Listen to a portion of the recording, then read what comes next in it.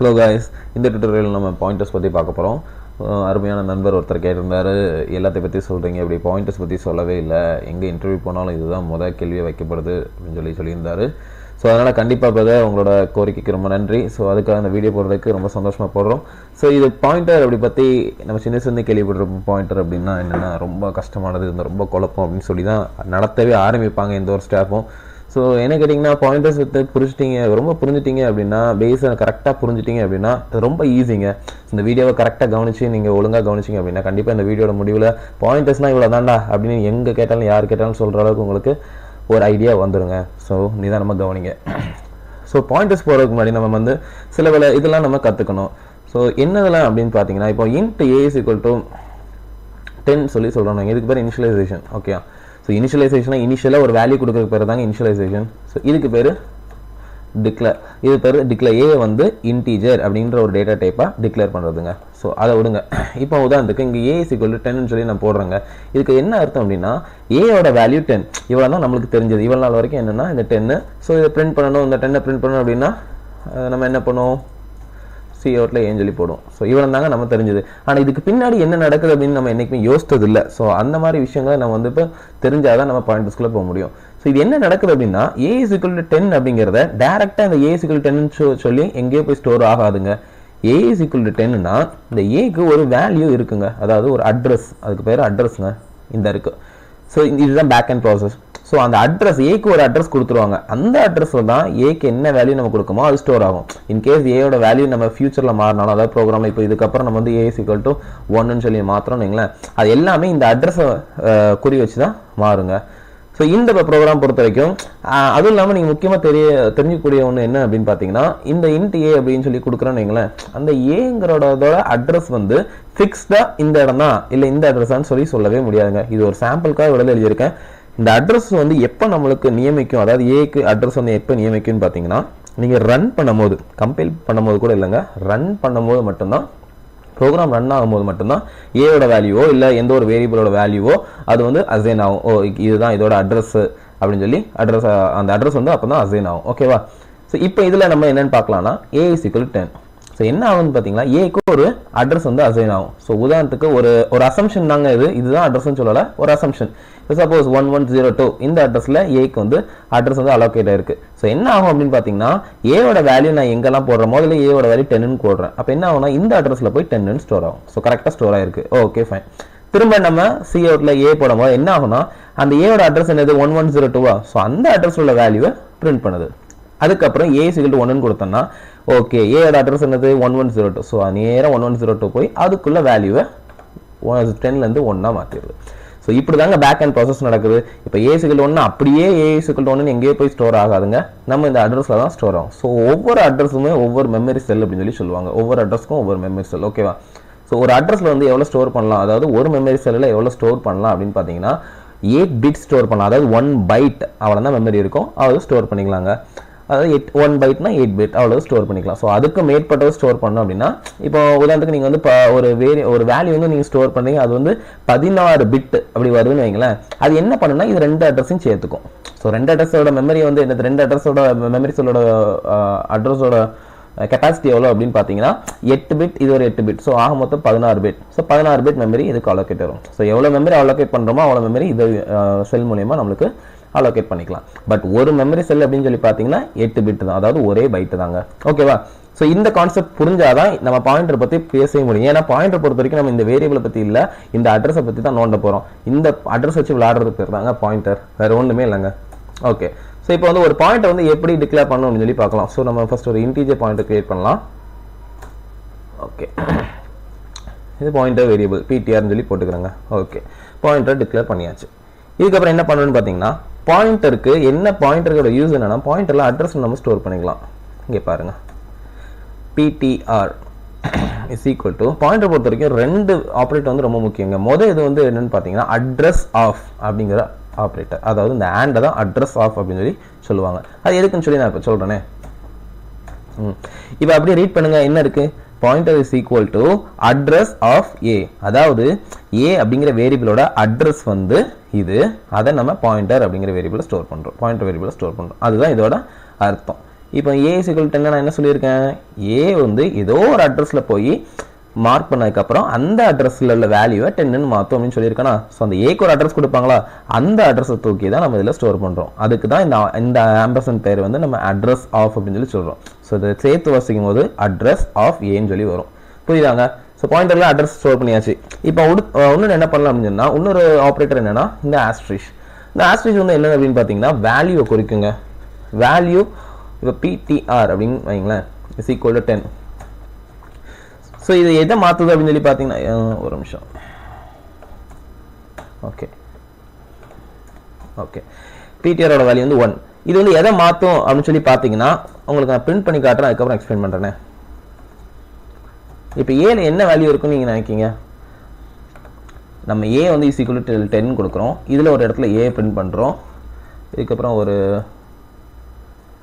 Line gap விட்டுருக்கலாம். Okay, அதுக்கப்புறம் இங்கே வரும். ஸோ இங்கே வந்து ஏயோட ஒரு வேல்யூ பிரிண்ட் பண்ணுறோம். அதே ஏயோட வேல்யூ அதுக்கப்புறம் ஏ நம்ம மாற்றவே இல்லைன்னு நினைக்கிறேன். இங்கே பாருங்கள், ஏயோட வேல்யூ மாற்றலை அப்படின்னு நீங்கள் நினைப்பீங்க. சரி, நம்ம ரன் பண்ணதுக்கப்புறம் அதை பற்றி பேசலாம். ஸோ இதில் திரும்பி ஏ பிரிண்ட் பண்ணுறேன். ஸோ ரெண்டுக்கு என்ன வித்தியாசம் சொல்லி பார்க்கலாம்.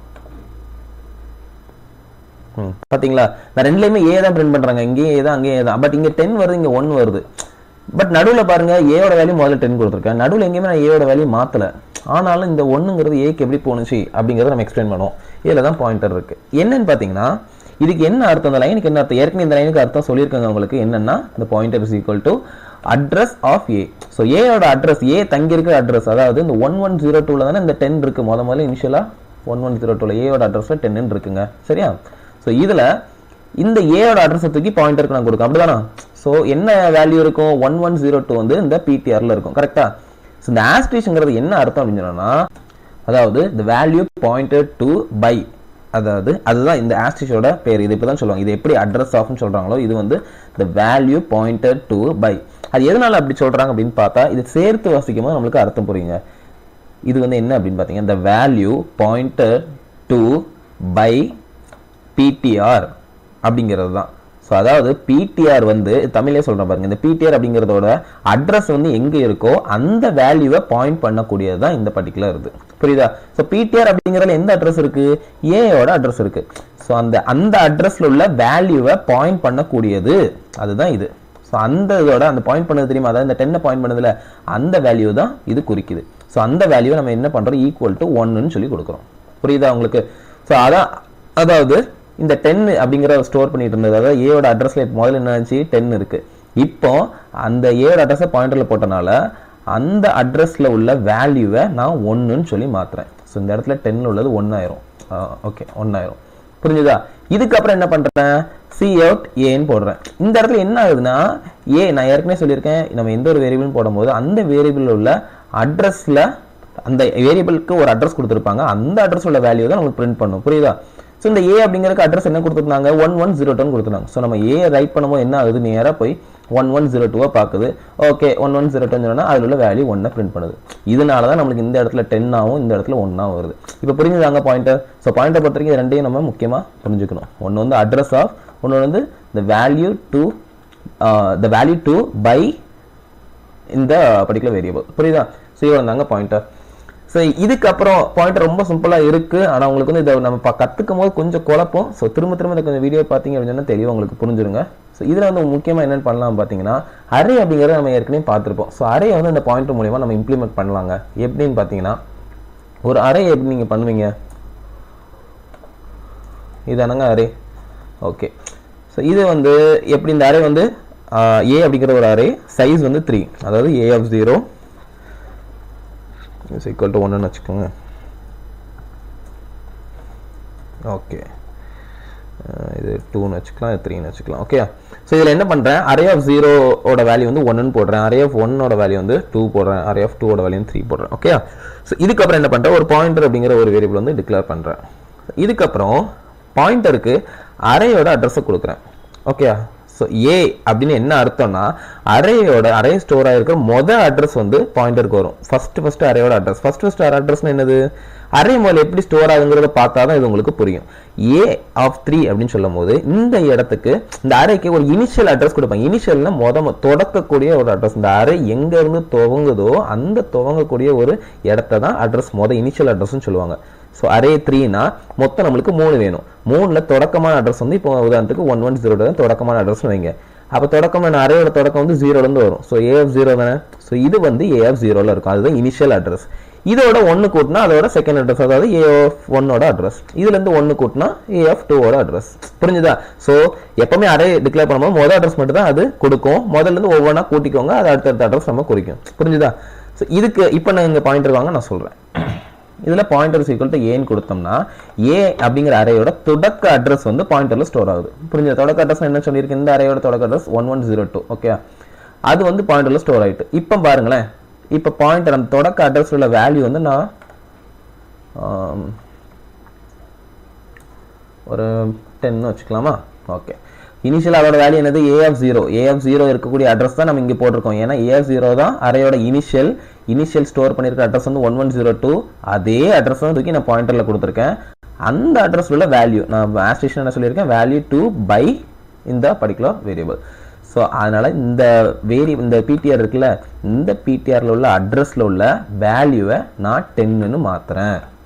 அது எந்த அட்ரஸ்? PTRல எந்த அட்ரஸ் இருக்குது? ஏயோட அட்ரஸ் இருக்குது. என்னது? இனிஷியல் இந்த அட்ரஸ், இந்த 1 ஸ்டோர் ஆயிருக்குல்ல, அதாவது இந்த அட்ரஸ் இருக்குது. இந்த அட்ரஸில் நான் இப்போ வேல்யூ என்ன பண்ணுறேன்? 10ன்னு மாற்றுறேன். ஓகே, ஸோ 1ன்னு இங்கே ஸ்டோர் பண்ணதை நான் 10ன்னு மாறிடும். புரிஞ்சுதா? ஸோ இதே மாதிரி அடுத்து என்ன பண்ண போகிறோம் அப்படின்னு சொன்னால் PTR++.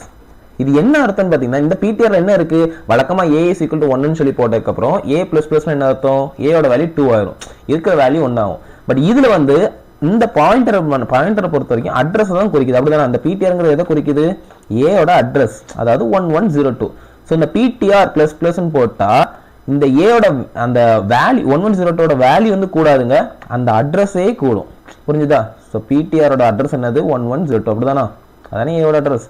ஸோ PTR++ன்னு போட்டால் 1103ன்னு ஆயிரும். அதாவது அதுக்கு அடுத்த இந்த வெரி நெக்ஸ்ட் அட்ரஸ். புரியுதா?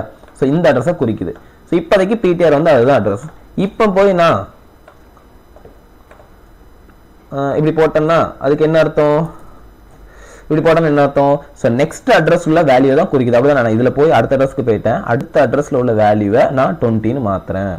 ஸோ என்ன அர்த்தம்? அடுத்த அட்ரஸ் நிறைய பொறுத்த வரைக்கும் அடுத்த அட்ரஸ் என்னது? AF1. அப்படிதானா? AF1 தானே அடுத்த அட்ரஸ். இனிஷியல் அட்ரஸ் இங்கே காப்பி பண்ணிக்கிட்டோம். அதுக்கு அடுத்த அட்ரஸ் வந்து கண்டிப்பாக இதுவும் ஒன்றா தான் இருக்கும். ஸோ 2ன்னு இருந்த இடத்த நான் இப்போ மாற்றுறேன். அப்படிதானா? ஸோ அடுத்து வந்து PTR. இது போகிறதுக்கு முன்னாடி நான் தெளிவாக இதை மாற்றிடுறேன். ஃபஸ்ட்டு இதுக்கு என்ன அர்த்தம்? நான் அரேயோட அட்ரஸ் என்ன சொல்லியிருக்கேன்? இனிஷியல் அட்ரஸ் வந்து 1102 தானே. ஸோ அதுலேருந்து 1ன்னு வச்சுக்கிறேன். திரும்ப வந்து இந்த இடத்துல இது வந்து அடுத்த அட்ரஸில் 2ன்னு போட்டாச்சு. அதுக்கு அடுத்த அட்ரஸில் 3ன்னு போட்டாச்சு. ஸோ இந்த அட்ரஸ் வேணாம். ஓகே, ஸோ அரே இந்த லைன் முடியும் போது இப்படி தான் இது ஸ்டோர் ஆயிருக்கும். ஓகே, ஸோ இப்போ PTRக்கு இங்கே வரும்போது என்ன ஆகுது? PTRக்கு ஏயோட அட்ரஸை கொடுக்கேன். ஏயோட அட்ரஸ் இது இந்த அட்ரஸை கொடுத்தாச்சு. திரும்ப இங்கே வரும்போது என்ன ஆகுது? PTRோட வேல்யூ இப்போ கரெக்டாக PTRோட அட்ரஸோட வேல்யூவை நான் 10ன்னு மாற்றுறேன். அதாவது இந்த அட்ரஸோட வேல்யூவை 10ன்னு மாற்றியாச்சு. இப்போ PTR++ன்னு சொன்னால் என்ன அர்த்தம்? இந்த அட்ரஸ்லேருந்து இந்த அட்ரஸ்க்கு வந்தாச்சு. ஸோ அந்த அட்ரஸ் உள்ள வேல்யூ நான் 20ன்னு மாற்றுறேன். அதாவது இந்த அட்ரஸ் உள்ள வேல்யூவை 20ன்னு மாற்றுறேன். திரும்ப PTR மாற்றியாச்சா? இதுக்கப்புறம் PTR++. அப்போ என்ன அர்த்தம்? அடுத்த அட்ரஸ்க்கு வந்தாச்சு, இந்த அட்ரஸ்க்கு வந்தாச்சு. அதெல்லாம் அடுத்த அரேயோட அடுத்த எலமெண்ட் ஸ்டோர் ஆயிருக்கு. ஸோ இதில் வந்து PTR = 13 சொல்லி போடுறேன். இது எதை பாதிக்கும்? அதாவது PTR அடுத்த அட்ரஸ் இது தானே, இதில் உள்ள வேல்யூவை பாதிக்கும். ஸோ வேல்யூ அழிஞ்சு போய் திரும்ப 13 இருக்கும். ஓகே, ஆனால் நல்லா பார்த்துக்கோங்க, நான் டேரெக்டாக இந்த அரே வந்து முதல் எடுத்தோன்னே அரேயோட வேல்யூஸ்லாம் 1, 2, 3 தான் கொடுத்துருக்கேன். அதுக்கப்புறம் டேரெக்டாக இது வந்து நான் மாற்றவே இல்லை. பட் இந்த பாயிண்டர் மூலியமாக வேறு விதமாக மாற்றிருக்கேன். இப்போ உங்களுக்கு அவுட்புட் வந்து எப்படி வரும்னு பார்த்தீங்கன்னா நீங்களே பாருங்களேன்.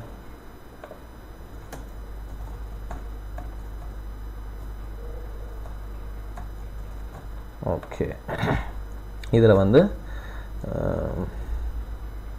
என்னத்த அரே ஆஃப் ஓகே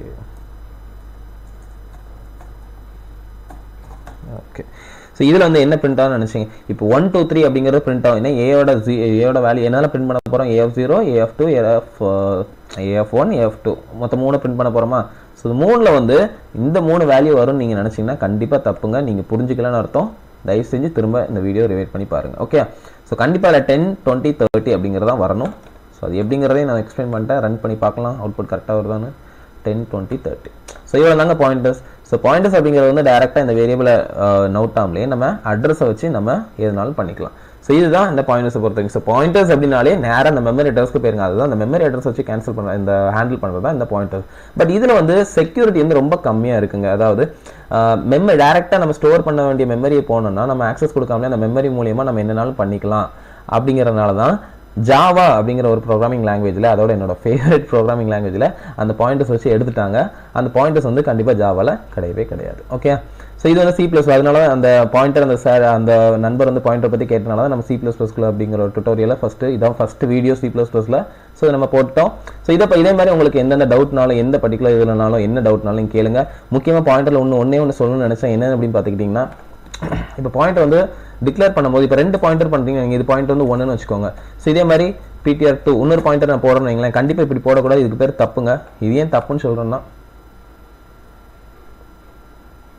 இது வந்து பாயிண்ட் ஓகே பாயிண்டர் 1 போட்டோம். 2 பாயிண்டர் இருக்கு. ஓகே, ஸோ இது வந்து கண்டிப்பாக தப்பு. 2 பாயிண்டர் நீங்கள் வேணும்னு நினச்சிங்கன்னா இது தப்பு. ஆனால் இது எரர் காட்டல. ஏன்னா இது வந்து PTR1 அப்படிங்கிறது இன்டீஜராக எடுக்கிறோம். இது இன்டீஜர் பாயிண்டர் கிடையாது. இது வெறும் இன்டீஜர். நார்மலாக இப்போ இன்ட் A அப்படின்னு சொல்லி போடும்ல, அந்த மாதிரி இந்த A மாதிரி தான் இந்த PTR1. ஸோ இந்த PTR1 உங்களுக்கு பாயிண்டர் வேணும் அப்படின்னு நினச்சிங்கன்னா அதை வந்து ஆஸ்டிச் போட்டு தான் பண்ணணும். ஸோ இது ஒரு முக்கியமானது, நீங்கள் நோட் பண்ணணும். ஒன்று உங்கள்கிட்ட ஒன்று சொல்லணும்னு நினச்சேன். அது என்னன்னு பார்த்தீங்கன்னா, ஃபஸ்ட்டு இனிஷியலைசேஷன் சொல்லுவாங்கள்ல. ஸோ இப்போ இன்ட் இது ஒரு பாயிண்டர் வைங்க, PR அப்படிங்கிற ஒரு பாயிண்டர் வைங்க. இது ஈக்குவல்னு கொடுக்கும்போது இதில் அட்ரஸ் தான் கொடுக்கணும். ஓகே, எதையாவது ஒரு அட்ரஸ் தான் கொடுக்க முடியுமே தவிர, அட்ரஸ் தான் இனிஷியலைஸ் பண்ணும்போது அட்ரஸ் தான் கொடுக்க முடியும் தவிர இதில் வந்து வேல்யூஸ் கொடுக்கக்கூடாது. ஸோ இதில் வந்து வேல்யூ ஸ்டோர் ஆகாது. ஸோ இது வந்து இந்த 10 அப்படிங்கிறது வேல்யூ எடுத்துக்காது, வந்து அட்ரஸாக அது எடுத்துக்கும். ஏன்னா இதில் வந்து நம்ம அட்ரஸ் தான் ஃபஸ்ட்டு கொடுக்க போகிறோம். அதனால் இது வந்து அட்ரஸாக தான் எடுக்கும். இனிஷியலைஸ் பண்ணும்போது என்றைக்குமே அட்ரஸ் தான் இன்டேக்காக எடுக்கும், அதை வேல்யூவாக எடுத்துக்காது. ஸோ இது வந்து நீங்கள் இப்போ தெரிஞ்சுக்க வேண்டிய வருது. ஸோ இனிஷியலைஸ் பண்ணும்போது மட்டும் இது வந்து ஃபஸ்ட்டு அட்ரஸ் தான் கொடுக்கணும். ஓகே, ஸோ இது வந்து உதாரணத்துக்கு நீங்கள் ஒரு இன்ட் A அப்படின்னு சொல்லி கொடுக்குறீங்கன்னு வைங்களேன். இதில் என்ன கொடுக்கலாம்? Address of A. ஸோ இப்படி தான் இனிஷியலைஸ் பண்ணணும் பாயிண்டரை. ஓகே, ஸோ பாயிண்டரை பற்றி ஓரளவு கவர் பண்ணுறேன் நினைக்கிறேன். இவ்வளோ தான் பாயிண்டர் அப்படி நினைக்காங்க. இதுக்கும் மேலே நிறைய இருக்குது பாயிண்டரை பற்றி. ஸோ நம்மளுக்கு ஓரளவு இவ்வளோ தான் பாயிண்டர். ஸோ அண்ட் பாயிண்டரை பொறுத்த வரைக்கும் எந்த ஒரு டேட்டா டைப்பும் கிடையாது. இது எதுக்கு இந்த இன்டீஜர் போடுறேன் அப்படின்னு அர்த்தம்னா, இந்த பாயிண்டர் வேல்யூ வச்சு அதாவது ஃபியூச்சரில் இந்த வேல்யூலாம் ஸ்டோர் பண்ண தெரியுமா, அந்த வேல்யூவோட டேட்டா டைப் வந்து இன்டீஜர். ஸோ அதை தான் குறிக்குது. இந்த டேரெக்டாக அந்த பாயிண்டரோட டேட்டா டைப் வந்து இன்டீஜர் அப்படின்னு கிடையாது. ஸோ இந்த பாயிண்டர் வந்து எந்த வேல்யூஸ் வச்சு ஹேண்டில் பண்ண போதோ அந்த வேல்யூஸோட டேட்டா டைப் வந்து இன்டீஜர். ஸோ இதே மாதிரி நம்ம கேர் அந்த மாதிரி எதுனாலும் வச்சுக்கலாம்.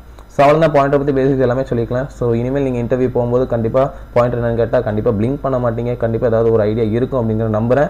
ஸோ இந்த வீடியோ உங்களுக்கு பிடிச்சிருந்துச்சி, ரொம்ப புரிஞ்சிச்சு அப்படின்னா லைக் பண்ணி ஷேர் பண்ணி கண்டிப்பாக சப்ஸ்கிரைப் பண்ணுங்கள் என்னோட சேனலை. ஸோ இது மாதிரி நிறைய வீடியோஸ் உங்களோட எல்லா கொஸ்டின்ஸ்க்கும் கண்டிப்பாக வீடியோஸ் செஞ்சு போட்டுக்கிட்டே இருப்போம். ஸோ தேங்க்யூ ஃபார் வாட்சிங் திஸ் வீடியோ. தேங்க்யூ.